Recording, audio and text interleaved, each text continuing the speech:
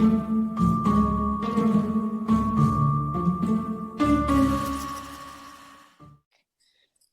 we're professional in the recording studio.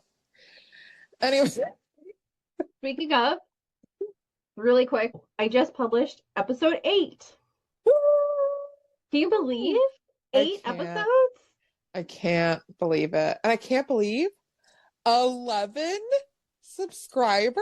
11? Well, 11. Sorry, go ahead.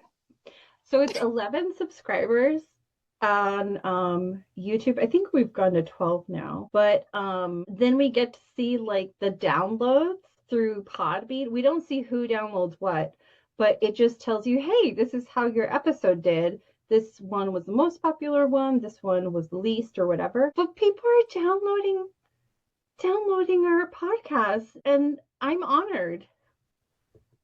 Literally, I'm honored that anybody wants to listen to us talk. Besides us, it was a real risk here, okay? But we took it's it. accurate, yeah. Anyway, if you're new around here, hi, my name's Destiny. I am a lesbian tarot reading witch. And I'm Heidi, a bilingual psychic medium. And you're listening to the Vessels in Between for another week. Another week. Episode 9. I love it. Our weekly mantra. Everybody say it with us in your head. Another week. Another week. You made it another week living in this really horrific place. And that is an accomplishment. Cheers. Cheers. Hold on. Cheers. I am choosing tonight with an Earl Grey, 2 bags. Always 2 bags. If you're not putting 2 tea bags in your tea, you're doing it wrong. With a hefty pour of milk. What are you drinking, Heidi? My classic Diet Coke. Classic. Did you see that Owala came out with the Diet Coke collection? No. Oh, bitch. I should have fucking sent it to you. You should always send me links. I should have sent it to you. I didn't even think about it. I didn't even think about it. I wonder if they still have them. After we get off here, we need to look up. And that's valid. That's valid. I deserve not to be forgiven for this one. But they came out with a line that was Diet Coke bottles. It was like Diet Coke print. I bet you can look it up. These 2 Oracle cards got left behind on my bed. Sorry, guys. What are they? There's probably a reason. Reframe a familiar issue and give yourself cushion. These are from the Comforting Oracle deck. We read with them last week. I love them. If you want to hear more about them, go listen to last week's episode. But give yourself cushion, add a buffer to your schedule or responsibilities, cushion the sharp edges of a healing journey, difficult conversation, or intimidating task by surrounding it with generous space to protect yourself from being overwhelmed.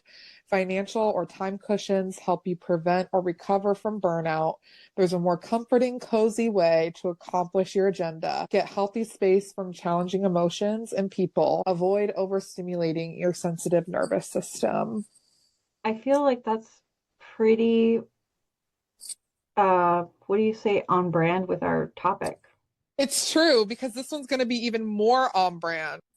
The next one is reframe a familiar issue.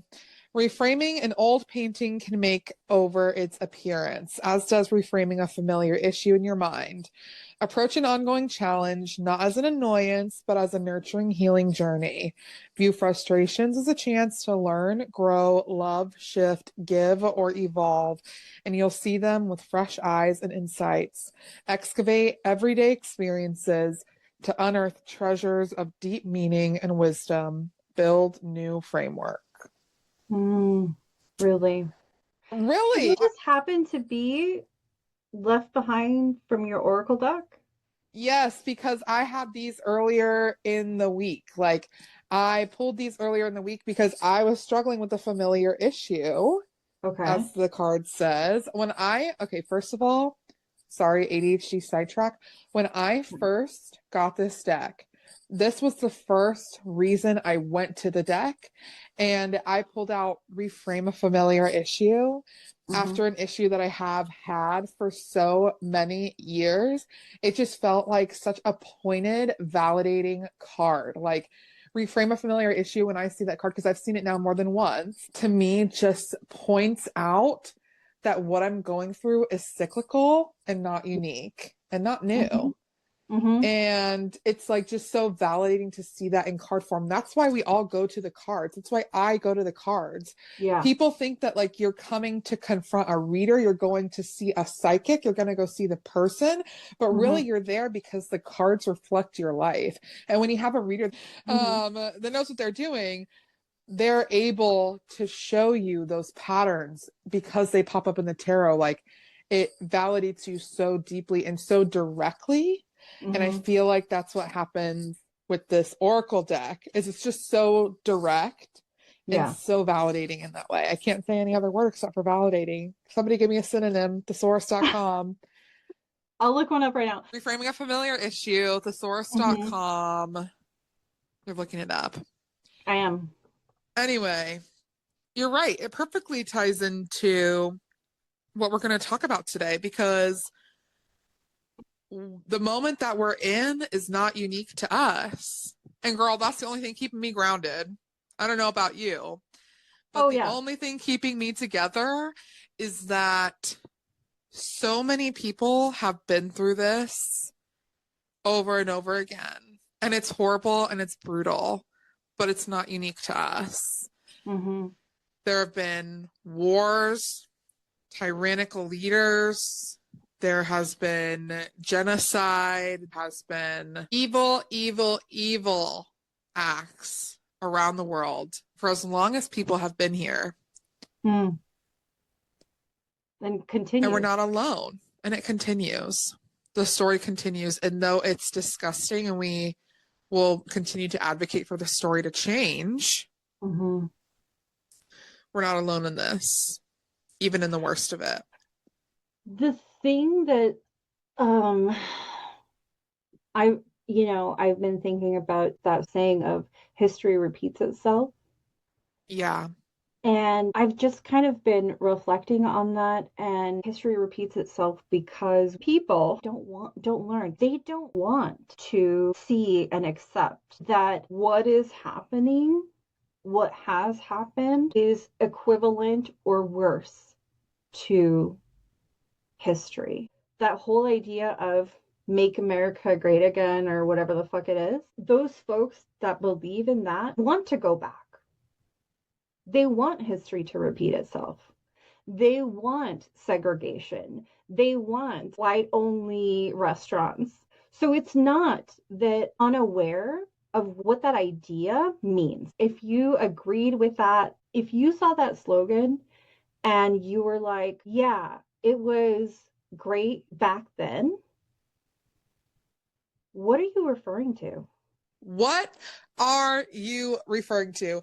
And this brings me back to a social media post that I saw that said like, this is not who America is. And it was like a meme of like a girl like flipping through a book, and then she's like, wait, wait a second. Yeah, this is who we've always been. This story is completely believable. We've never strayed from it.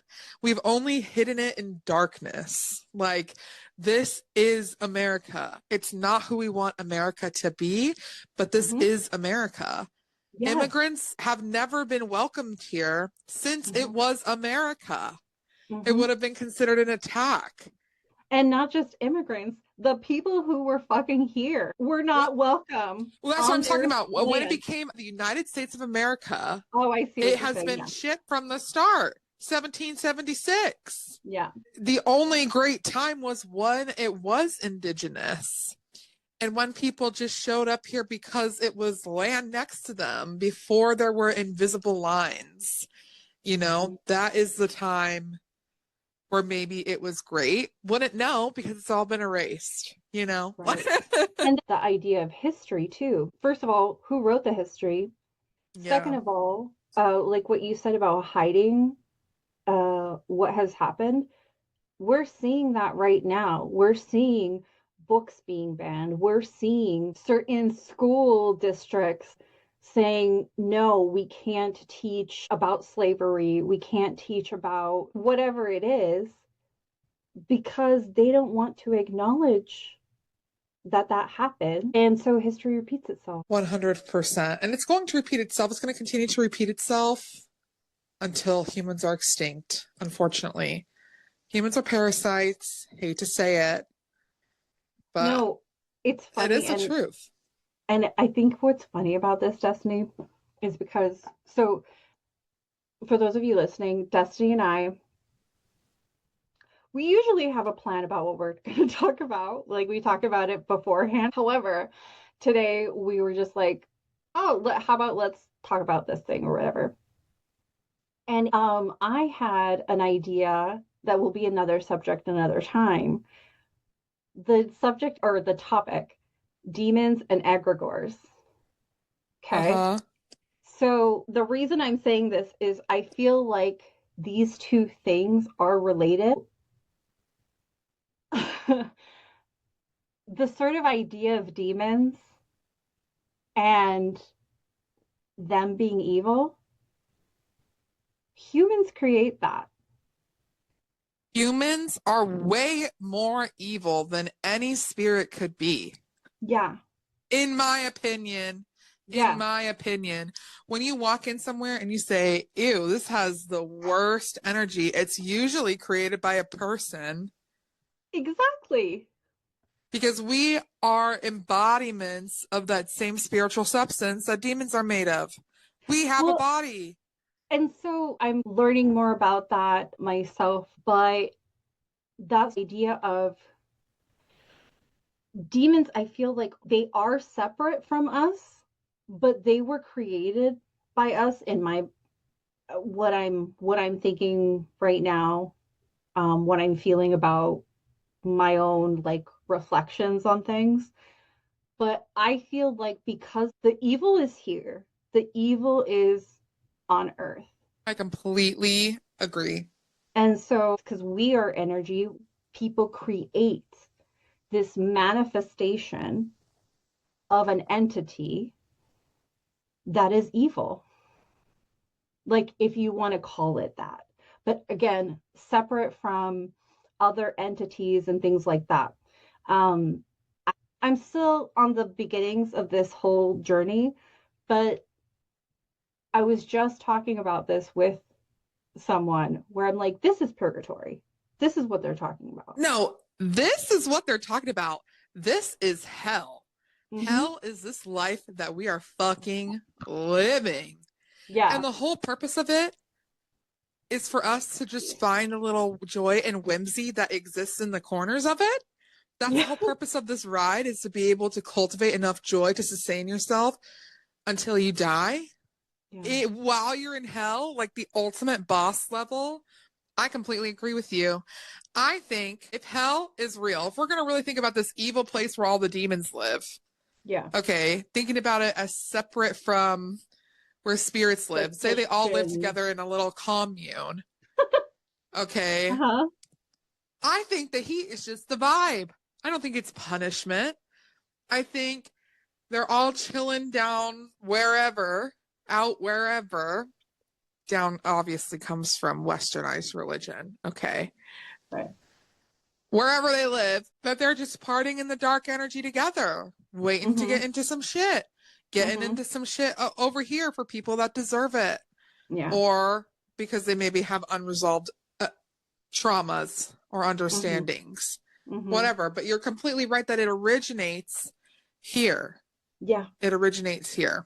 And the reason I say that really quick, because I don't want folks to get it twisted in sort of like, I want to be clear about my beliefs through the readings that I've done, through readings that I've received from other mediums. Spirits, folks who have passed away, describe the afterlife as a beautiful, calm, full of love place. Yes. And I want to highlight, it's all conscious. Like from in my opinion, okay, I guess we're all just saying big branding, in my opinion. This Yeah, podcast is for our opinion. Take it or leave it, right. girl.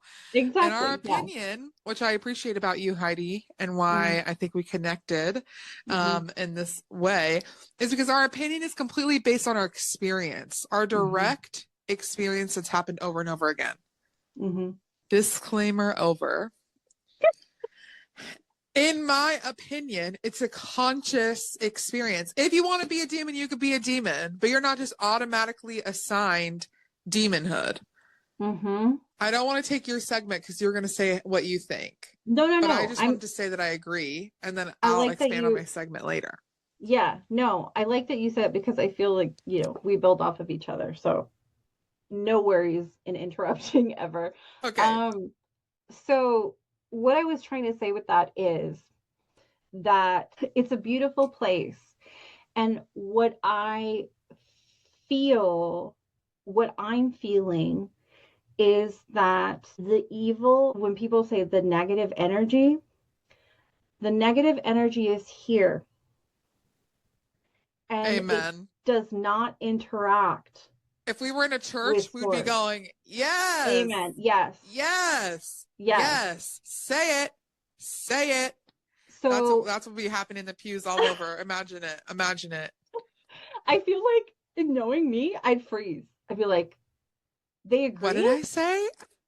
Yeah. Or what did I just say? Yeah. Exactly. I'm like, oh God, the next thing that needs to, or the next thing that comes out of my mouth better be as good. And Yeah. then I totally black Then you're out. gone. You're Yeah. gone.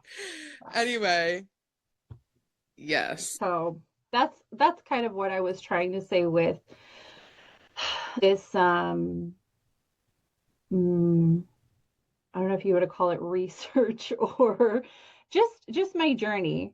My own spiritual journey. I feel like because of everything we are talking about, because of everything we're talking about, um, that I feel like solidifies my belief in where we are and then where we go. You know what I mean? Yeah, no, 100%. Um, I think the same basic principles that you think as well.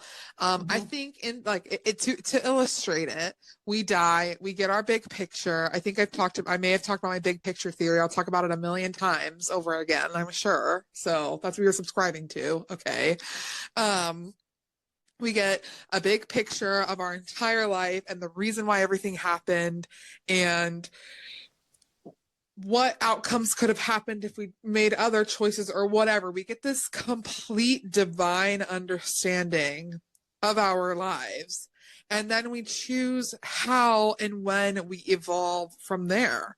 And sometimes that evolution takes a while, but I've seen it happen with my own eyes in readings, in tarot built relationships with spirit, that there is this evolution and consistency that's undeniable.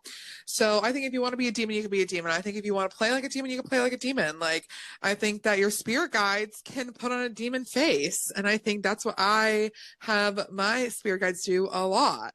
Is I Exactly. see them morph into that really dark energy. It's really just about embracing the spectrum. It's all about perspective, but they're all Exactly. just spirits having Mm-hmm. communion with one another and still entangling themselves with the life that's here.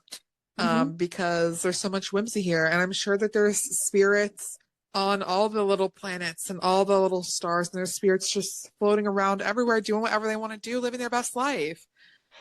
And related to this, I feel like because of what people experience here and the negativity they experience, I feel like demons are created from the trauma. Yeah.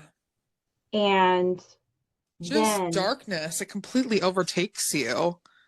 and, and because there's so much pain and anger and whatever it is with that trauma, I feel like those demons are misunderstood. I'm with you, sister. For Yeah. real.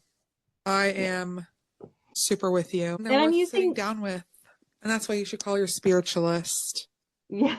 And I'm using the word demons because of, like you said, um, Destiny and I grew up in Christian churches, and so that's what I'm referring to right now because that's the knowledge I have, the experiences I have. Yeah. But yeah. And when I say evil, I really mean to describe it, the Destiny Hmm. Dictionary. Uh-huh. I really mean incredibly intentionally malicious. Hmm. That's what I mean by that. Yep. Um, some people say evil and mean like it is a different entity, like overtaking that energy. I think it's intentional violence, intentional malice. That is Exactly. evil to me. That's how I Because describe evil. well, And that would also describe demons being mhm, intentionally malicious. Have I had my spirit guides be intentionally malicious? Yeah, bitch. Could you call mhm. it evil? Yeah, bitch. Sure. Well, and then so it's what you said about like people's interpretations of what evil is. When I have heard evil in the churches I grew up or the Christian household I grew up in, the evil were people who were different. Yeah, 100%. What the fuck? What does your evil mean? What is Describe your evil for me when you call somebody evil. Go ahead. and then the evil, I'm sorry, I'm going on around because it's like wheels are turning over here. But the sort of temptation that people talk about, the devil will tempt you into leaving the church, into having some other like mm, perspective or like wait, questioning Is evil. is evil. Why? Yes. So evil, I 1,000% agree with you. Evil is intentional. It's intentional, malicious. That's what it is. Harm. Yeah. Harm. Yeah. Oh, girl, you're preaching tonight. You get up on that soapbox. That was good. You see, that's what I'm saying. I feel like there's a reason, and maybe this is why, like, part of this is why this was going to come up in my sort of diving into deconstructing, you know? Yeah, for sure. I mean, it makes it a lot easier to deconstruct when you have somebody to deconstruct with because you just start putting things together. I would have never put that puzzle piece with the one that you just picked out of the box. Like, that Hmm. was good. Ask Thanks. people to describe what they mean by evil. And Hmm. evil in this house means malicious, extreme malicious intent. Okay? That's Hmm. what it means. Yeah. Um, anyway. The real Um, evil is here. The real evil is alive. The real evil is in the White House. The real evil is in power because only people who want to abuse power seek power. Let's be hmm. honest here. Hmm. How often is it that you see somebody in the most powerful position and they're a genuinely good person? Not often. Not often. Not often, except the Pope. We love the Pope, girl. Uh-huh. And really quick, sorry, total side note, but do you see this? No, I can't see it. Are you bruised? It's like red right here. Oh no. Ugh. Poor Anyway, you. sorry, I'm just feeling it too. Yeah. Go ahead. Oh, really quick. Sorry, I'm not interrupt I'm trying not to interrupt your flow, but I remember connecting, and this is before I was a medium, and I don't know why that subject came up about demons or whatever it is. Um, and she said, and I was like, at first when I heard it, I was like, why? That doesn't make sense. Um, because I didn't understand. I didn't I wasn't there yet, right? She said the the the places she encounters the most demons are in churches. And what I mean by that is that you were constantly talking about the evil outside, that then Evil is that, brewing in the pot. yeah, that energy, you're feeding it. You're feeding this idea, this manifestation Yeah.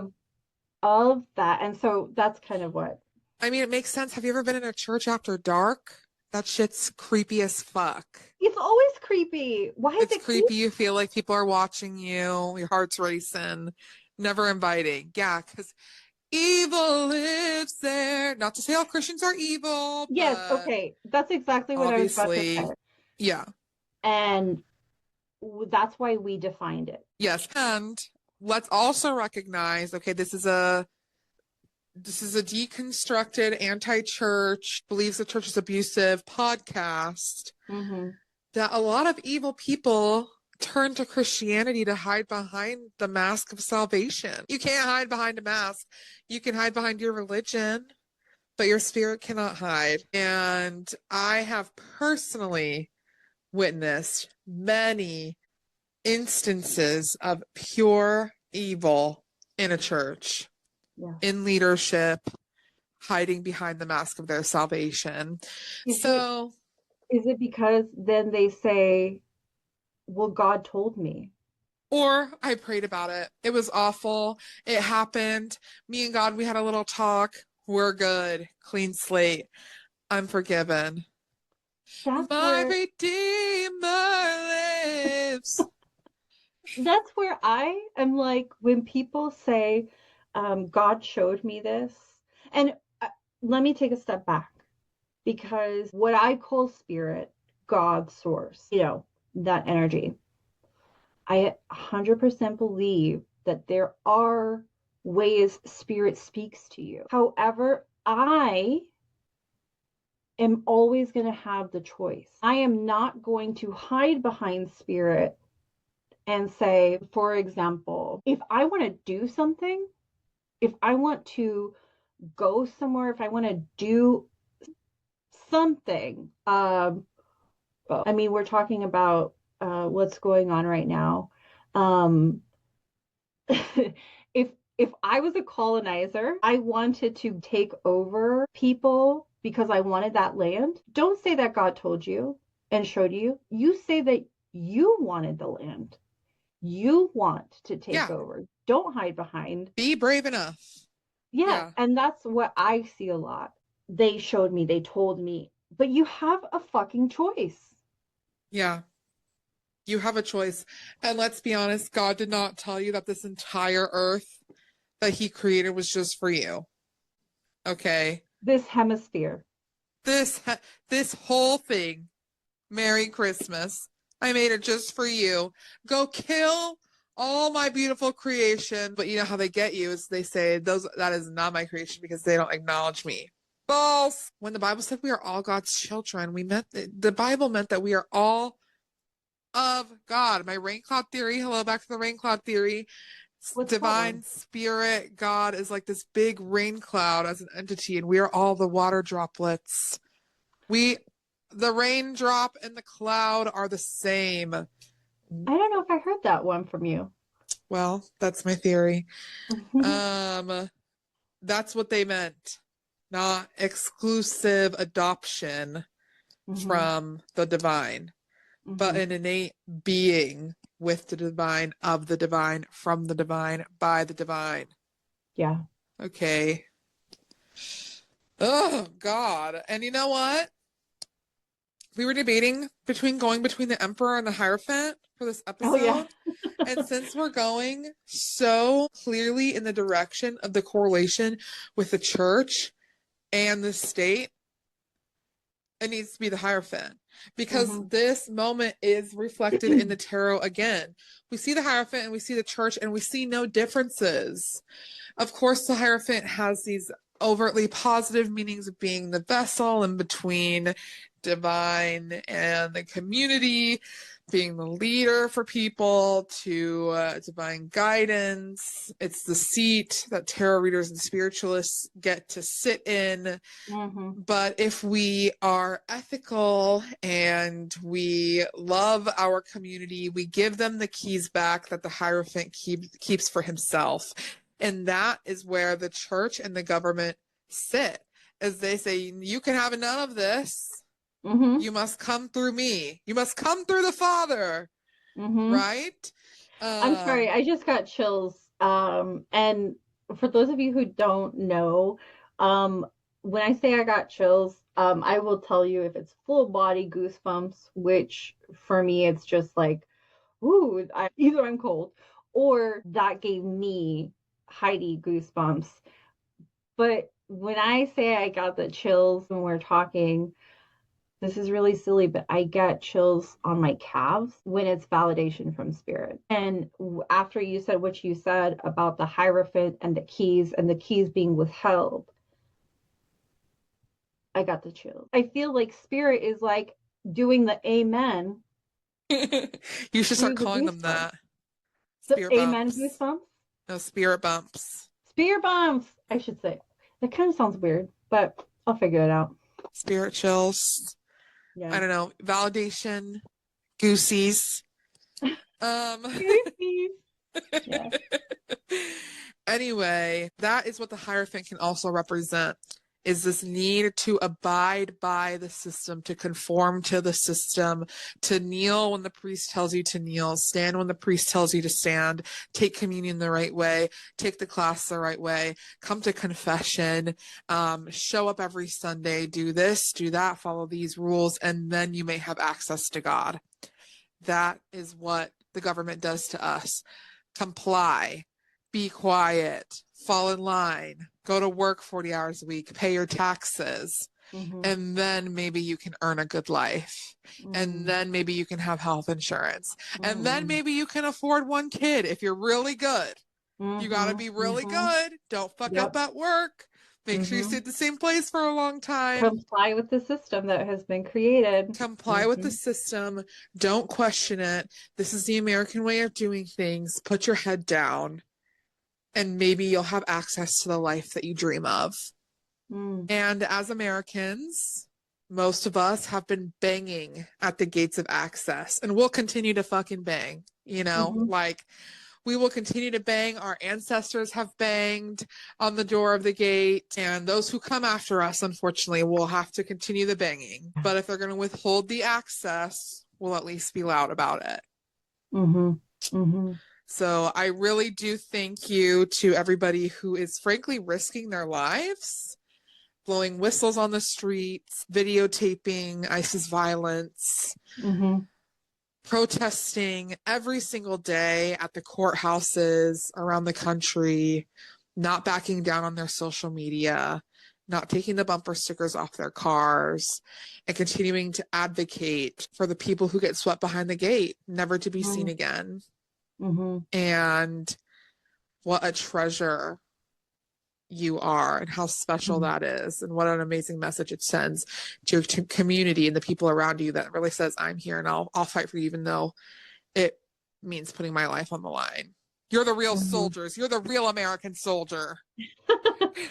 And what I'll say too about us is that we don't necessarily have what you call a platform of thousands of followers, but we have 11. Yet. Yeah, we have 11, and that's amazing. Thank you to you all. But whether you have 1,000 followers or 11, it's like you said, it's the showing up, and it's not staying quiet. Yeah, 100% for another fucking week. Yeah. And that's why we say another week. And you said that, I think, on the last episode in the beginning. It's like, we've made it another week. You know what I mean? It's a celebration. A weekly celebration, 100%. I haven't always understood the privilege that I have in that I am Latina, but I'm white. And because of that privilege, I get to navigate in this community that hates the people where I come from. And so I didn't always understand that. And once I understood it, it was really easy to accept and say, shit, I am privileged in that way.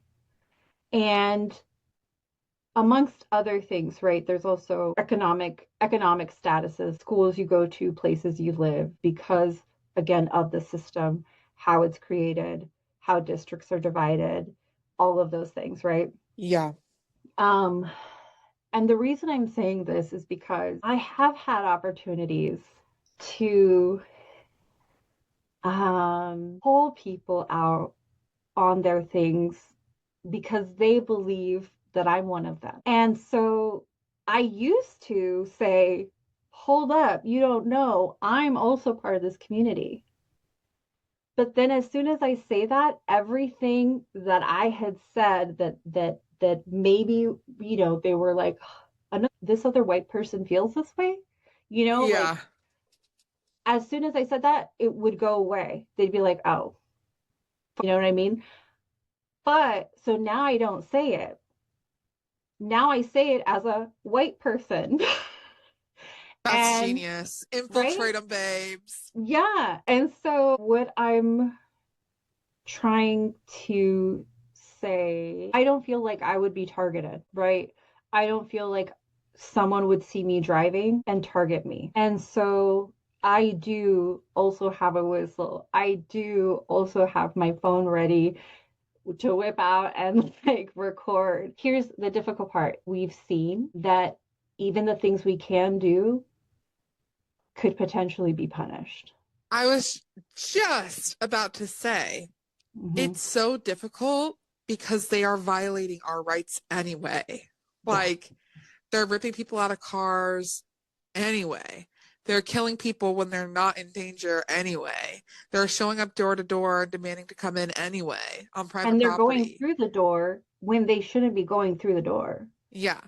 They're Um, not showing up with warrants. Everything that they're doing is completely illegal and they don't care because our president is a fucking felon. mm-hmm, A felon. And mm-hmm. we don't care. We don't have a government that cares about the law. This is a lawless government. So, yeah, know your rights. Also, protect yourself. Protect yourself. And Yeah, it's also okay if you feel like you're not the one that can jump in and risk your life because that's real too, right? it's I very just saw real. somebody on TikTok. I don't know if she was a therapist or what, but she made a video saying, even in the roughest of wars, in the nastiest of wars, in the most violent of wars, people still woke up, got their kids ready, took them to school, went to the grocery store, picked them up, ate dinner, and went to sleep. Even in the worst of times, our life still falls in line. And that is a real and valid role to play in this, to just survive while it all collapses. Okay. So don't feel bad. That's the boat I'm in. I'm the sole provider for my Yeah, house. yeah. So I use my voice. I show up to protests where Mm-hmm, they're relatively safe. mm-hmm, I wear a scary bumper sticker, am loud on social media and able to host conversations with anybody who believes differently than me. mm-hmm, I can't risk my life screaming at ice. mm, Thankful to those who can, but mm-hmm. also it's the reality for so many more people is that we wish we could do that. And we have to survive for our community. Like you just said, trying to live during this time where you're like, who cares about filing this paperwork when this other shit is happening? But you have to go to work, you have to keep doing this, but you can also, like you were saying, like show up in different ways. We'll end on this. Fuck ICE. Fuck Donald Trump. Black Lives Matter. immigrant lives matter, free Palestine, and be in your body when you can. Do what you can to make a good life for yourself. Your good life is made out of everyday small decisions. That's my ending advice. Shall we pull an oracle card? I would love that. Let's pull one from the nurture deck. If you don't remember or you didn't listen to last week's episode, this oracle deck has 3 decks in it. You can use them all together. You can use them separately. I've been liking using them separately because they're all for different things. And I feel like we can use some nurturing right now. Agreed. I don't know what you're about to pull, but I got the chills again. As soon as you stopped, it was like, oh. Okay, I haven't read either of these, and I didn't want to read them both and decide which one was for the moment. So I'm just going to read both. I agree. That's great. Why not? And they're 3 and 4. Soften or sweeten your approach and mend with love. We'll read number 3 first because we'll go in numerical order. Okay. Although nothing is broken or needs to be fixed, something in your life could use a good darning, like sewing colorful, sturdy patches into the elbows of a comfy old sweater. Once mended with love, what seemed worn out and frayed will become new and vibrant. Approaching a situation that needs TLC with a mending mindset weaves in healing energy. Not only will softening your approach be comforting for you and others emotionally, but that is what's required in a practical sense too. The hardest tasks can demand an inner and outer softness, and sometimes the toughest obstacles only yield to the gentlest pressure. Sweeten the way you speak to yourself and others. A dose of honey makes healing, yet bitter brews tasty. You know what's coming up for me? What? Is the sort of, we always talk about the 2 of Cups. And I know that part of the struggle is that sometimes our cups are empty. So true. But someone in our community may have a full cup that they can pour into yours. And so to me, it was just speaking about community supporting each other in this sort of taking care of. 100%. Taking care of each other, because the empire will fall. It will fall around us.